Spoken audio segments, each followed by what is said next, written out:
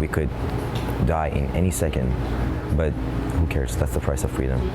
If I go and I don't come back, at least I know I went for a good cause. Here in Montreal, members of the Iranian community are watching events unfold in Iran with a mix of fear, hope and uncertainty after coordinated attacks over the weekend by the US and Israel killed Supreme Leader Ayatollah Ali Khamenei and dozens of other senior figures, triggering deadly retaliation and raising the risk for a wider regional war.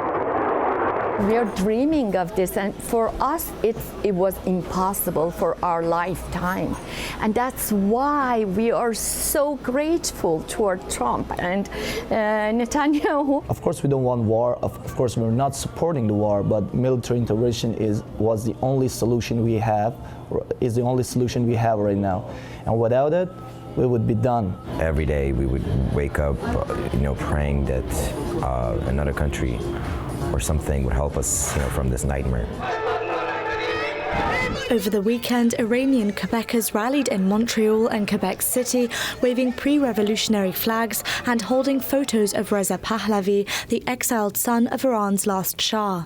With Khamenei gone, the Islamic Republic must choose a new supreme leader for the first time since 1989.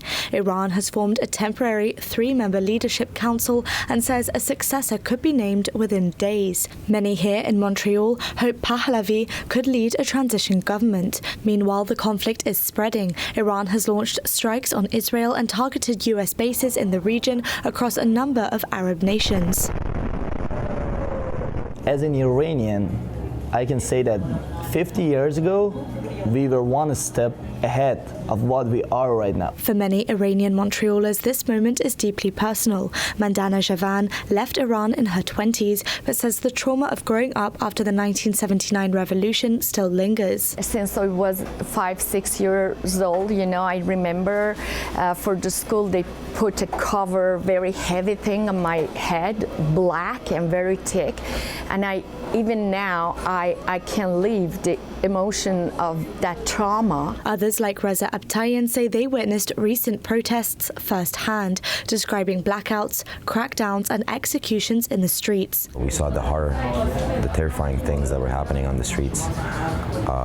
Kids, students, young, old people on the ground, dead bodies. Speaking from the White House Monday, Trump said the war had been projected to last 4 to 5 weeks, but that the US has the capacity to stay longer. We want our history, we want our people, we want our infrastructure.